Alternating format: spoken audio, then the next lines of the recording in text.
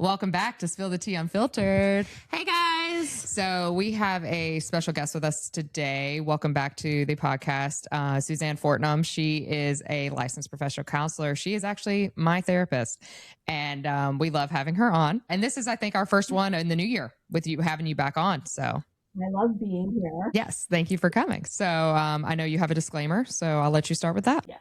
So I just always like to say that this information is intended for educational and informational purposes only.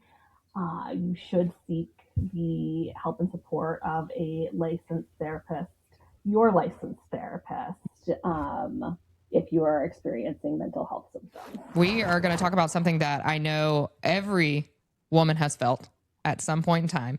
Why not being chosen feels so personal. Yeah, so this is like such an interesting topic, and it comes up in so many ways for women, not just in relationships, but this idea of not being enough, really being attached to a core belief. But there's a very specific kind of pain in dating when we feel like we're not chosen. Obviously, we're going to get into it, but it is hard to understand like why that is. Like, you know, immediately you're like, well, why am I not good enough? Like, why am I not worthy? And we internalize it instead of pushing it back on them and being like, well, it's obviously something with them. It doesn't necessarily mean it's anything with me.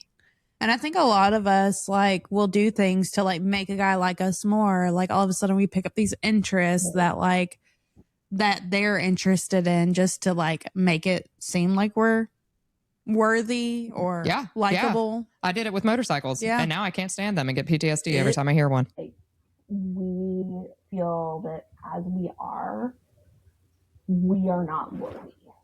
And so we have to change to make ourselves worthy of this particular, it's this particular. Unfortunate that we feel that way. So what is it about not being chosen that makes us like, why does that end up being a question for us that it makes us feel like we're not enough? Well, some of it is an internal shift to self-blame. So common thoughts, and it can be anything along these variations, but like here are a few. Like, did I do something wrong? One I hear all the time is, was I too much? Or I ruined this because I did X. I asked to have my needs met, and right, and they weren't able to meet my needs, and so I was too much, and that ruined the relationship. And so not just therefore I did something wrong, which is like feeling guilt about doing something to end the relationship or cause the relationship to end, but like I am something wrong. There is something wrong with me, which hits on not just self-blame but shame. And like in this, we're often taking someone else's inconsistency in terms of what they are offering and what they're throwing out there in the relationship and turn it into a statement about ourselves and our worth. How do we fix this internal shift? Like this internal, like how do we shift it from self-blame to like, that's on them. Like that's a them issue. Like I know you and I've worked through this a lot.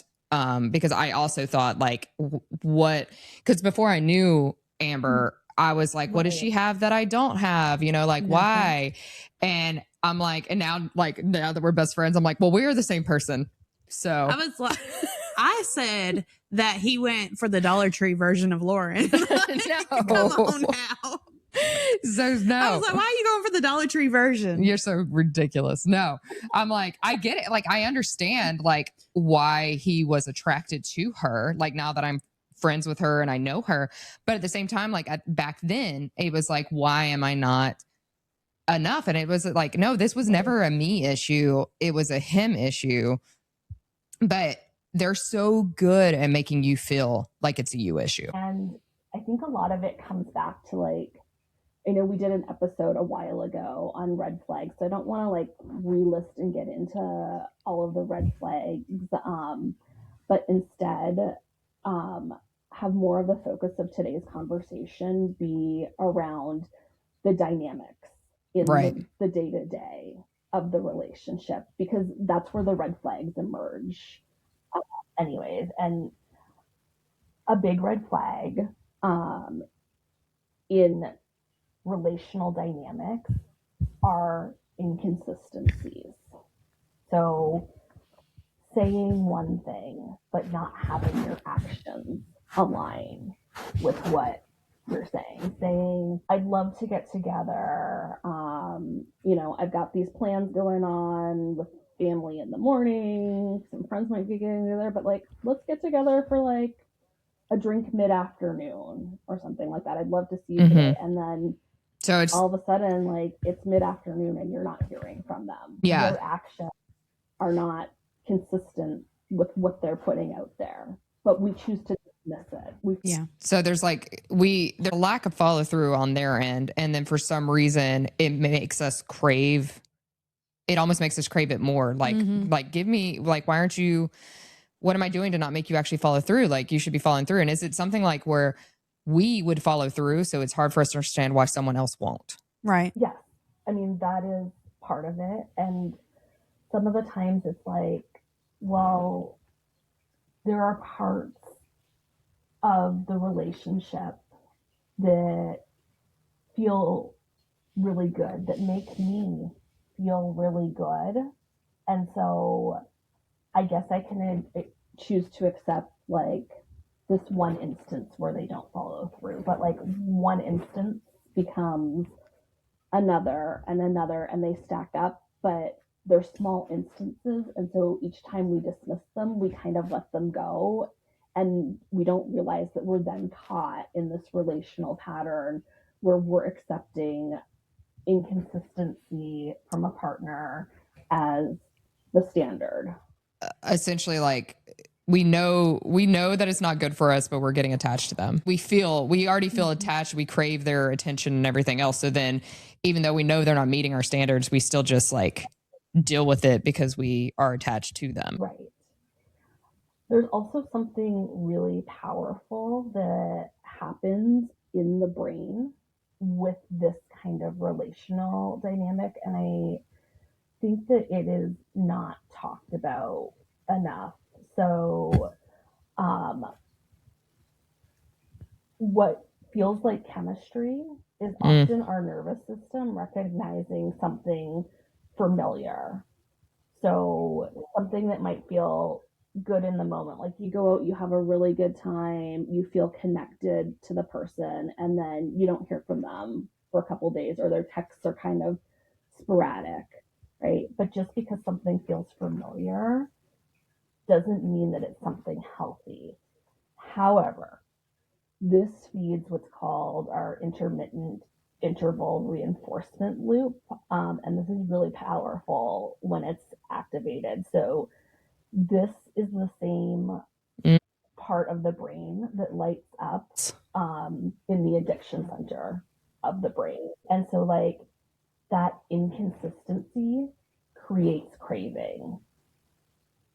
Their unavailability creates desire for increased focus on them and wanting increased focus from them.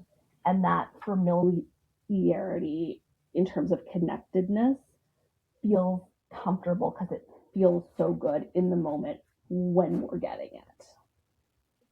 And then how do you, but like, I think a lot of people would then ask, okay, well then how do you not do that or decenter it from men and put it on something else? Maybe like, how is that how you do it? Like, I mean, I feel like for me, because I'm in a position where I'm currently like, I have no desire to date a man or to be with a man romantically, as we know.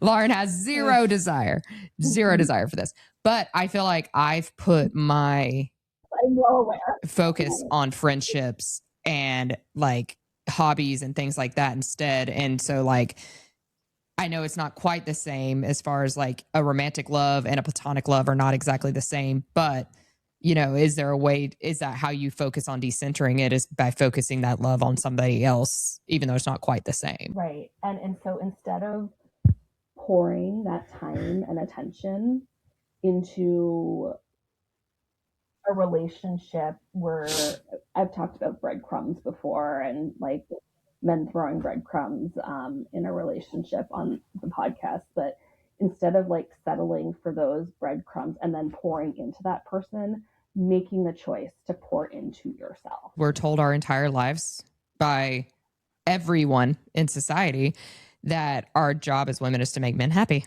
Well, and to have children and to get married. And I don't think women realize that there's happiness outside of that. And you have choices. Mhm.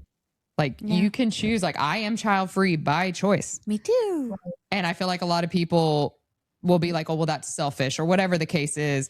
But it's like, no, I've actually put thought into this as opposed to a lot of parents who just end up having kids and don't put thought into it. You know, we do have choices in this day and age. And my ancestors fought for me to have these choices and these rights. So like, I'm going to make them proud by actually thinking through my thought process and actually doing what I want to do because I have the ability and the right to do that, which I think is something that a lot of people like struggle with today because a lot of people still just, we put way too much emphasis on romantic relationships. And if we feel like they're not giving us attention or they're not choosing us, then we feel like failures. They are like where they have failed the most is if their marriage is falling apart and they're contemplating divorce or their significant other is involved in an extramarital affair. It's like, what did I do wrong? Society has constantly told us that if men only look outside if you are not giving them something. I get told that all the time, like on the the people comments. are constantly commenting, stating that. Yeah, like what people, didn't you do for him? Yeah, what did you do for him? What did you not do for him? What made him step out? And I mean, they immediately assume that I withheld sex because the guys on there will be like, "Did you say that you had a headache? That you had a stomach ache?" I'm like, those words never once came out of my mouth, not one time. And I in fact, I was the one asking him for all of that. And then he would tell me that I was being needy and it was unattractive because he had ED issues and he had his own issues. And because he was insecure, he would twist it on me. But the fact that the men out there just immediately assume that because it has to be a woman's fault. Well, and nobody says, oh, did he withhold sex from her? And that's 100% what it was. And but surely not because he's a man. Right. It's never twisted the other way. Like I saw on Instagram the other day that somebody said my needs weren't met either, but I didn't cheat. And I think that's the perfect thing. Like, yes, our needs weren't met either, but we didn't step out of our marriage because we have morals and integrity. And I loved this person. And part of loving that person is loving them even through the hard times. Like nobody questions the men, as we just talked about. Like nobody was asking Dick if he was withholding from me. Like it's always the women. So what makes that, like, let's talk about identity and that part of it. I think it's some of what we already just discussed is that as a society, we have this idea that like women need to look a certain way. If something happens in the relationship, they're not giving something in the bedroom. It also creates this like identity for women that women don't enjoy sex, right? That men always have Also, to if we ask say for we it. enjoy sex, then we're whores. Oh yeah, 100%. And that's like another thing that comes in with it. Like a story we just recorded.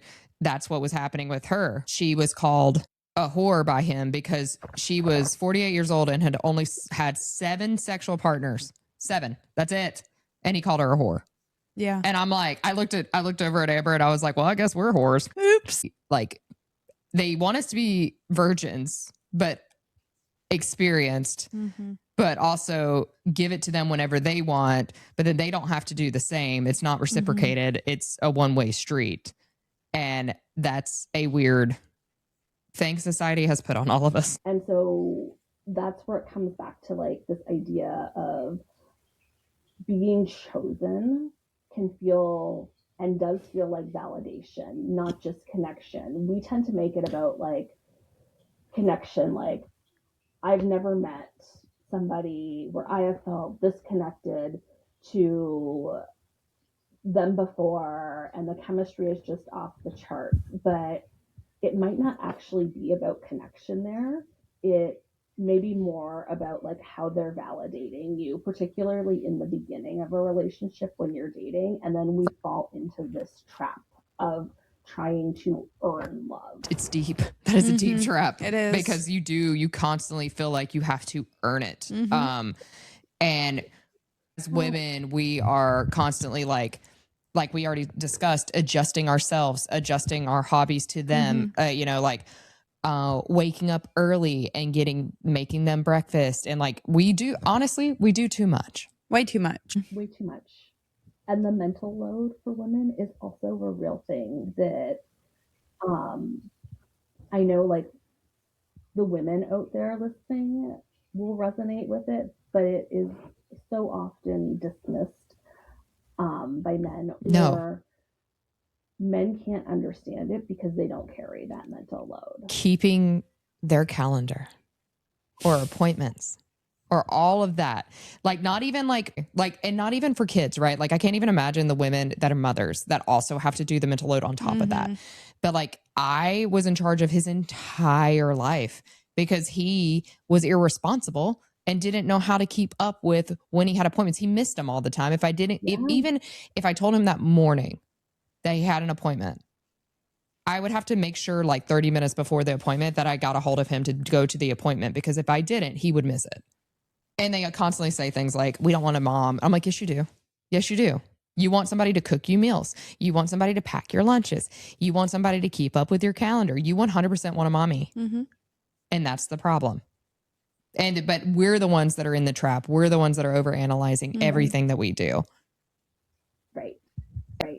Because we are constantly scanning for what we did wrong. Because that core belief is so deeply tied to shame for us that it's like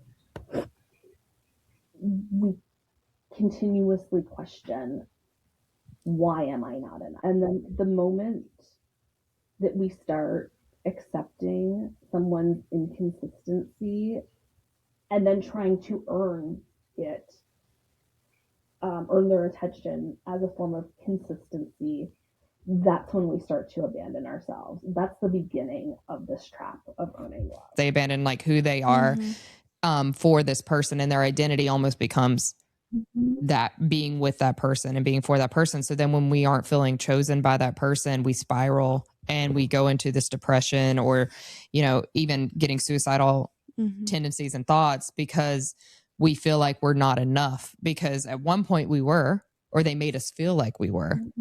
And then now all of a sudden we're not. And so what changed? What did I do? Do I need to try harder? Do I need to go into trying even harder for them and giving them, what more can I give them? What more can I do for them? And I think a lot of women too, from another story that we had was that she took him back. He explained he was cheating. And they weren't married yet, but they'd been together for like a year, and he was cheating and stuff. And she woke up early and got his meals ready for the day and everything else, even though she didn't have to be up that early. And he explained everything away, and she took him back, and then it just continued to get nasty. And, he was really, really rude and mean and said like horrible things to her. And she was feeling suicidal because she was like, I thought I found my person. I thought I found my love. And again, I think we just invest this much time. Like a lot of times these men, and I'm not saying men don't end up feeling the same way. Like I'm sure there are good men out there who have been used by a woman and felt the same way that these women are feeling. But on what we see and what, we're constantly being told in our stories is these women, end up feeling worthless.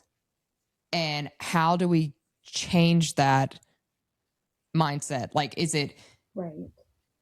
We feel broken, we feel worthless. So how do we get ourselves to a position where we won't ever put ourselves in that position again? How do we stop ourselves from continuing this cycle with the next partner, or fixing it for ourselves for the current partner, which then the current partner may not end up working out because the current partner doesn't want you to feel that way? I think that's a really important question, and I don't want to give like an oversimplified answer, but I think like it's about choosing ourselves instead of waiting,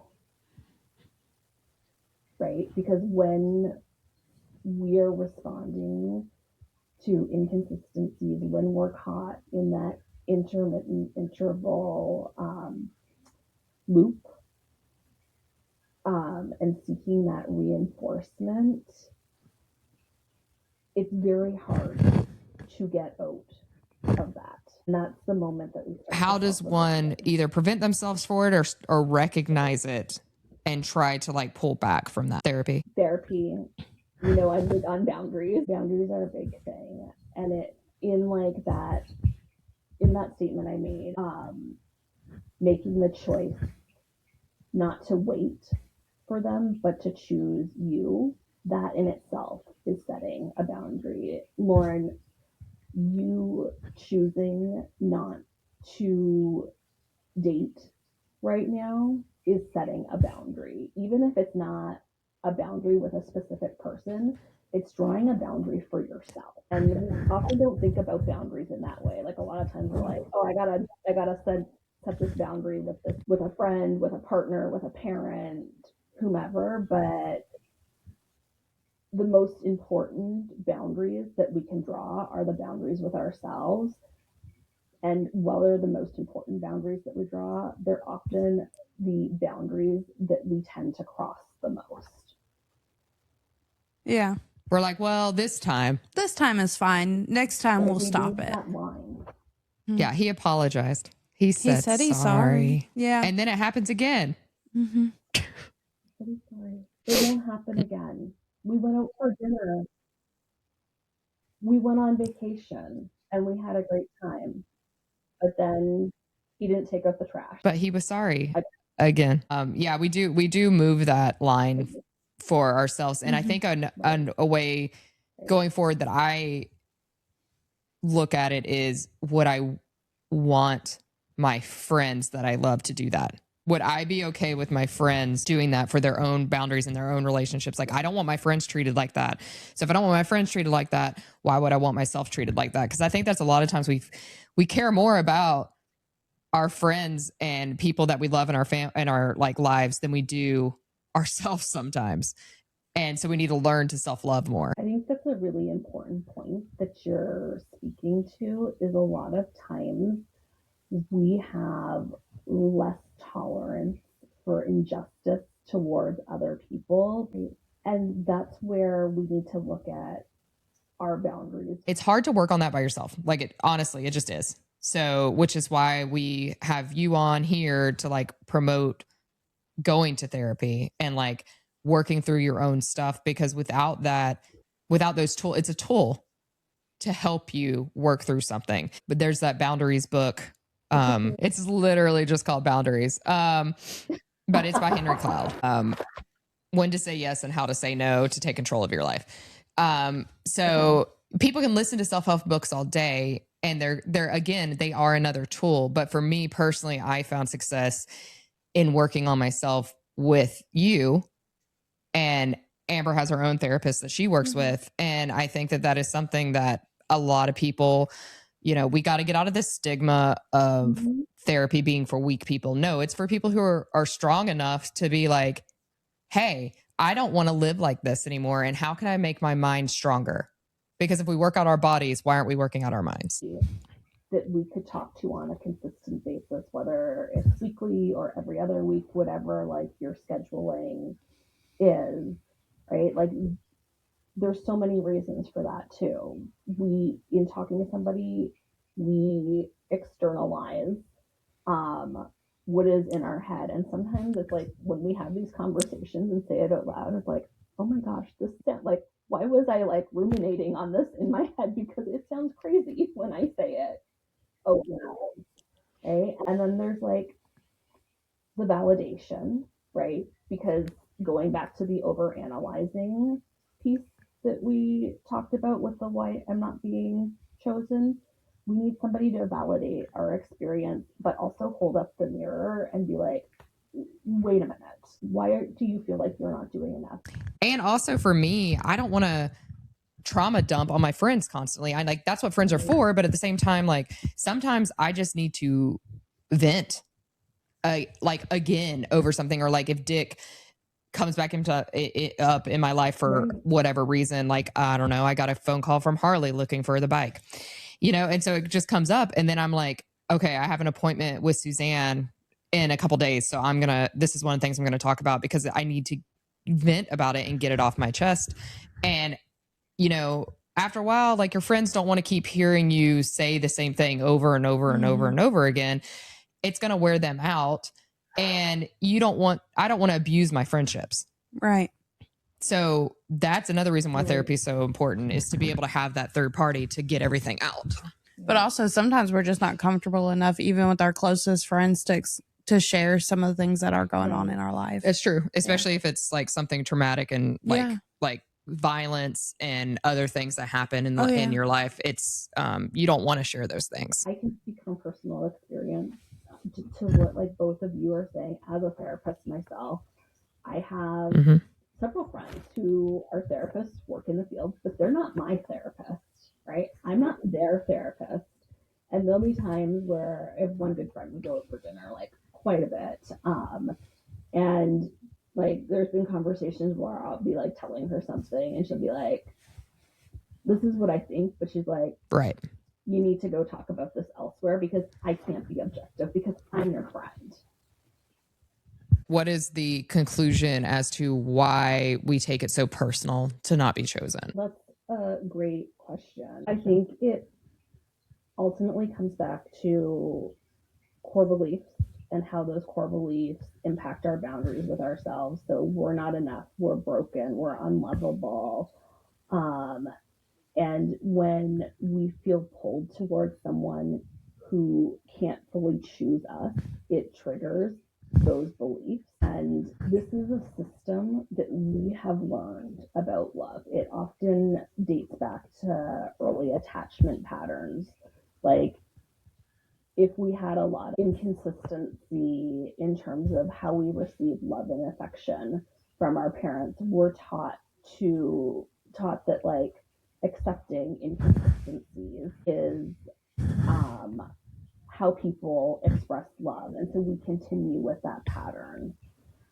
And so to work on breaking that and draw that boundary with ourselves, we have to recognize that the goal isn't just to be chosen by somebody. It's not that the goal is not to be chosen at all. It's to stop trying to convince someone that they need to choose. You have to do the work to be able to get to that point, I think, in your life, is, you know, learn how to do that, because it's something you have to, especially if that's how you accepted love your whole life, you have to unlearn how to accept that. Like that's not acceptable behavior. We cannot accept inconsistencies. So we have to unlearn accepting that behavior. And learn to catch ourselves when we're in the pattern of accepting inconsistencies.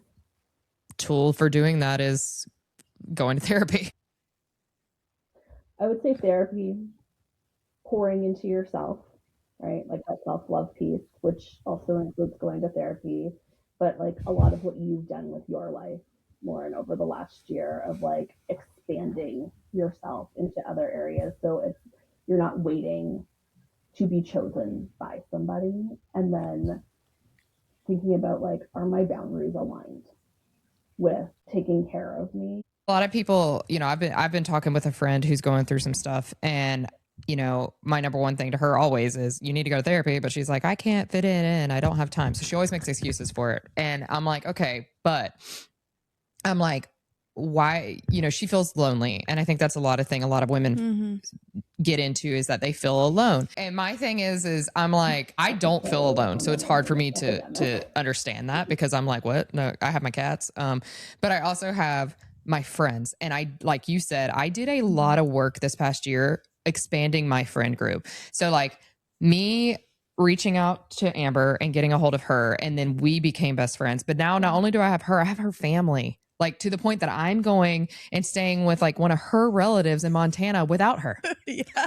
And you know what I mean? Like it's, you work on expanding your group. And then through her, Right. like she's met through me, some of my friends. And so then And we, family. And her family. mom is my mom now. Yeah. My mom and her were, she was cold at the restaurant the other day. So they were like cuddled in the corner together because they were both cold. So, and you build that out and you find your people. Oh, And I think a adorable. lot of people are scared to do that because they're told, okay, well, you're in your late 30s. You shouldn't be looking for female friends. You should be looking for a man. And it's like, well, no, Mm-mm. I'm looking for people who make my life richer. And by choosing that, if the goal is to find a partner, a more fitted partner for you is going to emerge, but maybe Right. not on like the timeline that you Right. like. If you're looking for it right away, And that- it's probably not going to happen on that timeline, but it's worth waiting it out. So if you're constantly putting out I need this, I need this, I need a man, I need a man, I need a man, the Mhm. men that are going to come to you aren't the men you want. Mm-mm. They're going to be the ones that use you, abuse you, the narcissists, because they Mhm. cling Yeah. like to that. And even somebody like me, who I don't think I was necessarily putting out that energy, but I hadn't dated in 6 years. And whenever I finally started dating and I met Dick, he, I think, latched on Mhm. to the fact that I was like, oh my God, this feels good. And I haven't felt this in a long time. So I got excited and he could tell that I was Right. excited Right.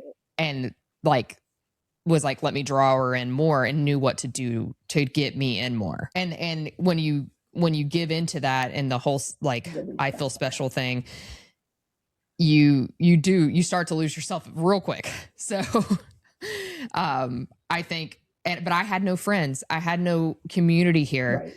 Now I do. Right. And I think that if I was ever going to date again, it would be a completely different experience going back into it because I wouldn't tolerate half the stuff. So moral of this story is, ladies, that we don't need to take this personally. It's a them issue, not an us issue.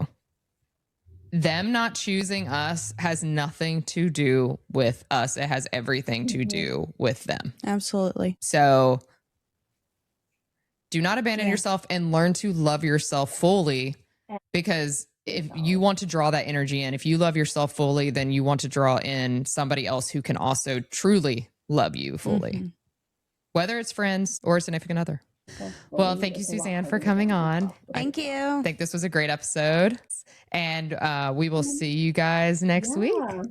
This episode is proudly brought to you by the law firm Ryan and Rouse. If you or a loved one have been injured or need legal help for changing family circumstances, contact the personal injury and family law attorneys at Ryan and Rouse today at 256-801-1000 or visit them online at www.alabamalaw.com. When your future is on the line, don't go at it alone.